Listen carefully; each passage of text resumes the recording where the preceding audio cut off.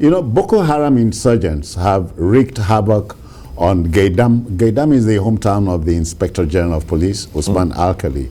They also stormed a hotel in the place, killing 17 persons and setting the government science and technical school there ablaze. Now, in Plateau State, resident doctors at the Jos University Teaching Hospital, JUTH, protested the incessant abduction of their members.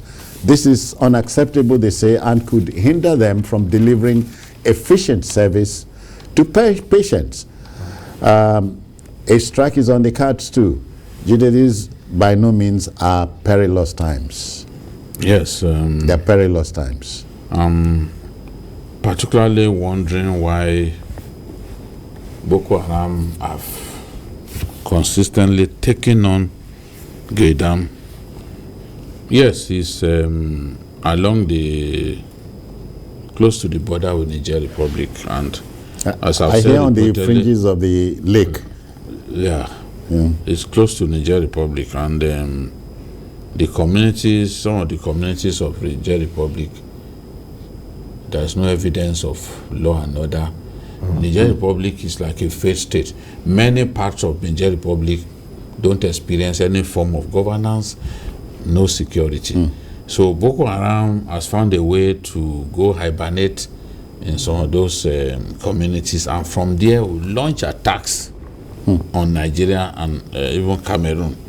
So this is not the first in a time. free will manner. They just come in, launch the attack, and then go back. The last time they attacked Geidam, the people fled because the destruction that they carried out was too much. So the people fled into Niger Republic.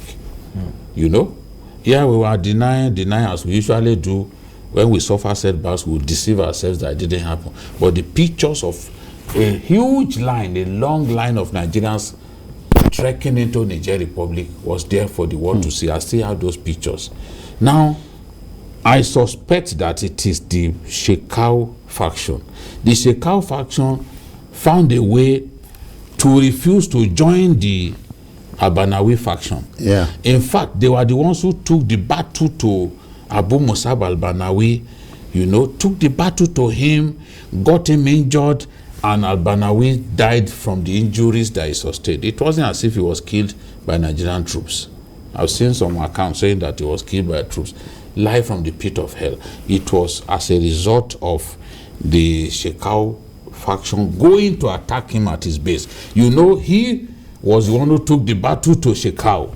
Yeah. And when Shekau saw that he had been surrounded, he then used the suicide belt to take his own life, because he didn't want Abanawi to capture him alive, because they would have put him on trial and then executed him. He didn't want that to happen. So when he took his own life, Abu Musab al-Banawi did the right of where he said, how can you take your own life? By taking your own life, you've shown that you are not a Muslim. So that problem had been between them. They were attacking one another, killing one another. Now, it's the Shekau faction that lies killing civilians. The Abanawi faction only engages the military and the civilian JTF. And targets. Yes. The only time they can attack a civilian is if they suspect that the civilians were giving information about them. So in this case, this one is consistent with the nature of the Shekau faction. Remember when they slaughtered those farmers in Zabamari? Yes. This is made a show of it. Yeah, and they will not fire a gun so that you won't hear bullets. You won't hear the sound of gunshots. So they slaughtered hotel guests. They slaughtered the hotel guests and then moved on to attack the school, attack the staff quarters, and also kill people. So for a long time, we had relative peace in that northeast region because the army has been doing a good job. The Air Force with the Tucanos and other platforms have been doing a fantastic job taking out the leaders of the insurgency. So this looks like, okay, you've been doing this all the while and people are pressing you that you've almost seen the back of the insurgency. Now, let us go to that place and kill people so that people can talk about us. They enjoy it when people, they are in the news. yes, can see, oh, they've done this, but there's no way they will kill more than a dozen people, and you expect that the media will not talk about it. Those who say, you should not talk about it, they are wasting their time. We will talk about it when they kill our people, because we don't want them to come back and kill our people. So this is the thing. It means that there should be greater vigilance. No matter the successes that we've recorded against these good-for-nothing people, we still have to realize that anytime we drop the ball, or we appear to drop the ball, we pay for it. We pay for it, they will come back. So this is what we are seeing. Dari, we quickly go to Plateau State. If the doctors there are distressed to this extent, then there's trouble. Of course, there's trouble. There's always been trouble where security of lives can no longer be guaranteed. Plateau, for instance, was in the news the other day. Yes, for the wrongest of reasons. Anytime you are faced with the fact that people can be killed, in fact, let's use the right word, slaughtered, like hens, you, as a human being, even if it's happening far away from you, you feel it. How much more? Yeah. People whose colleagues, yesterday they were together, today he or she has been killed. Yeah. Yesterday they were together, today he's been kidnapped. Harrowing experiences. Some of them have been kidnapped and released. Some more will be kidnapped. So I don't see why they shouldn't be bothered to the extent of declaring a strike or even declaring to stop working. Yeah. Because how do you expect people who live in fear of the next minute to attend to patients who are sick? If I have to be afraid as a nurse or a doctor before giving someone injection, I could place it in the wrong place. Yeah. So their own lives. Even patients are even more distressed. Distressed because while in the clinic or in the hospital, you are afraid that gun-toting criminals can, just ram in and do. We've heard of people being kidnapped and having ailments and dying from those ailments. Not everybody kidnapped who died in the dens of these kidnappers were killed. Some died because they didn't have access to their medications. That's it. That is the state we are in. That bandits can go and kidnap doctors. They are indirectly telling the patients in the hospital to die if they care. So I think the issue still boils down to we must make this place safe. I wouldn't expect that we would tell them to provide the security for every doctors working anywhere in this country.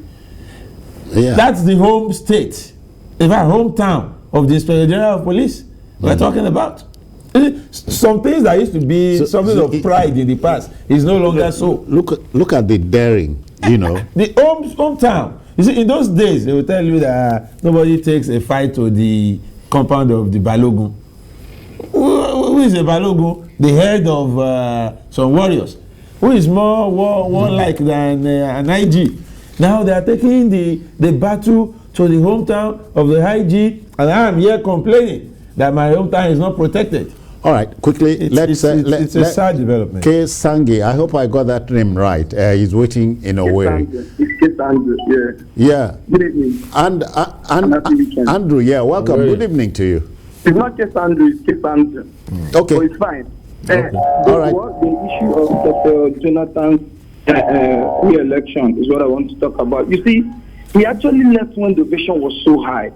You understand? And I want him to be careful. All these people coming to tell him this, he should not succumb to this pressure and to this is purely what I call temptation.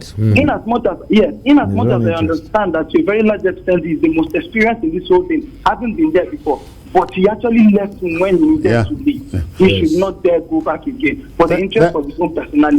Thank you, but you know, please know that we are talking about politicians. Can you really predict them? All right, so we leave the debate there. The man had said, former President Jonathan had said, wait, so he keeps us waiting, you and I. Thank you. Jide, quickly. I was going to say, talking about those doctors. Yeah. When I went to Kogi East, late last year to do some stories, some documentaries.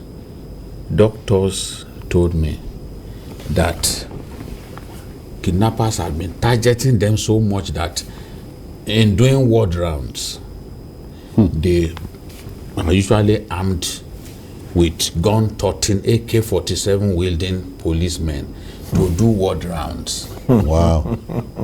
Which is the routine. They are going around the ward, getting the details of sick people, checking how they are doing. And you have hefty looking policemen carrying AK-47 inside the ward. It has been, people are. Yes, it has been that bad that doctors now have to go around doing their work in the wards, doing the ward rounds with gun-toting policemen. Remember the case of the leprosarium also in, I think in Zaria area, that these good-for-nothing bandits went to kidnap people, where they are taking care of people afflicted by leprosy. You see how bad it is. So health workers are in danger, constantly in danger of being kidnapped. All right. That's why they raised this alarm that, look, the way it's going, We have to leave down tools. Oh, okay. Again, the debate will continue. Just the other day, Mr. President talked tough. I hope, again, we can really go tough against these people, these workers of iniquity.